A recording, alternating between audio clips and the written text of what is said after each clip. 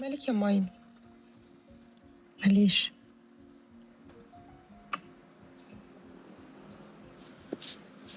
زهقت. أنا عارفة، حاسة بيكي ومقدرة، بس خلاص هانت. كانت عشان يحصل ايه بقى؟ انا كان المفروض اخف عشان ارجع لحياتي. هي فين حياتي؟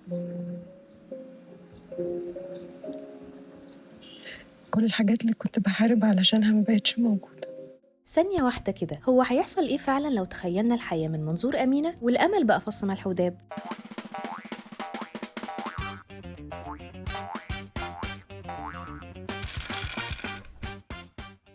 أهلا بيكم أعزائي في حلقة جديدة من برنامج فص ملح. دايما في حاجة جواك بتخليك تقف على رجلك كل ما تقع ومخليك تكمل، بس انت دايما تقول انها مش موجودة. يا ترى ايه هي؟ لا، مش شغفك اللي كل يومين يقف ده، حاجة تانية، الأمل. لو قلت لك تعرف لي كلمة أمل هتقول ايه؟ هل هتقول مثلا انها النور اللي في آخر النفق، ولا هتقول انها الحاجة اللي بنتمسك بيها عشان حياتنا تكمل؟ خلينا نبقى واضحين ان مفيش تعريف محدد للأمل، كل واحد بيعرفه بطريقته. الامل مش تفاؤل اعمى ولا جمله بنقولها عشان نطبطب على نفسنا، ولا اننا نقول ان كل حاجه بتحصل لسبب، وده طبعا حقيقي مش هنكره. الامل ببساطه انك تصدق ان لسه في خطوه جايه حتى لو مش شايف شكلها او ملامحها دلوقتي. الموضوع ده مش احساس او شعور بيجيلنا بس، الامل ده حاجه العلم اتكلم عنها، وقلت استغل الفرصه دي دلوقتي عشان افهمك الفرق ما بين مصطلح الشغف ومصطلح الامل. الشغف بيبقى دافع قوي وحماس عاطفي لنشاط معين انت مهتم بيه، وغالبا بيجي بعده رضا شخصي وسعاده، يعني كانها بنزين داخلي جوه جسمك كده، بس البنزين ده بيجي عليه وقت ويخلص. العكس بقى هو الامل. الامل هو اعتقاد او توقع طويل الامد بان وضعك الحالي ممكن يتحسن، وبيبقى عامل شويه زي البوصله اللي بتديك الاستقرار والتوجيه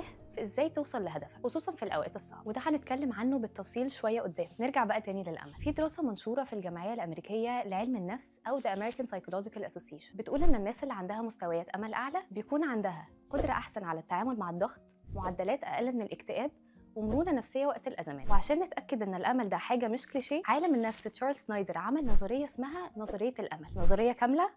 والله، وعلى فكرة ده تصعيد مبرر جدا عادي. المهم إن عمنا ده قال إن الأمل بيتكون من 3 حاجات: هدف وهي الحاجة اللي عايزين نحققها، المسار اللي هو الطريق اللي يوصلك للهدف بتاعك، واخيرا القدره على الفعل. يبقى عندك احساس وثقه انك قادر تمشي في الطريق ده. يعني بناء على النظريه دي نقدر نقول انه من غير امل مفيش هدف محدد، وحتى يا سيدي لو في هدف مش هيبقى فيه طاقه ان احنا نوصل له اساسا. طيب سيبك من الدراسات وتخيل مع نفسك السيناريوهات اللي هقولها لك دي: طالب داخل يمتحن وهو حاسس ان كده كده هيشيل الماده، او واحد بيدور على شغل ومقتنع ان مفيش فايده او ان النتيجه هتتغير. كل سيناريو اسوأ من التاني، صح؟ طيب يعني الحياه هتقف من غير امل خالص؟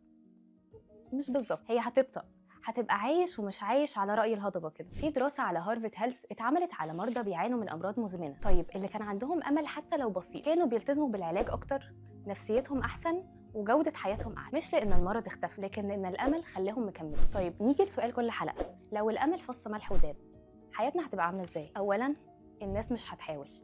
ثانياً الغلط هيبقى نهاية الكوكب، مش درس نتعلم منه ولا نطور من نفسنا. ثالثاً السعي والتعب هيبقى بلا معنى أو هدف. ويمكن أخطر حاجة إننا نبطل نحلم أو يبقى عندنا طموح، مش بس عشان الحلم هيبقى مستحيل في نظر، لكن لأننا تعبنا قبل ما نوصل وما شفناش النور اللي في آخر النفق. يعني كده الأمل ضمان نهائي للنجاح المطلق؟ مش قوي. يعني الأمل هو إنك تقول لنفسك أنا لسه هنا ولسه بحاول وهفضل أحاول وعافر، حتى وأنت تعبان أو مش واثق، وحتى وأنت خايف. الحياة بدون أمل هي حياة بهت، والأمل مش دايما بيبقى حاجة كبيرة، أحيانا بيكون سبب صغير يخليك تقوم من السرير. لو عجبتك الحلقة اعمل لنا سبسكرايب ولايك والحاجات الحلوة دي، وقول لنا في الكومنتس ايه الحاجة الصغيرة اللي لسه مخلياك تكمل، وتفتكر الحلقة الجاية هتشوف الحياة هتبقى من غير ايه. أشوفك الحلقة الجاية.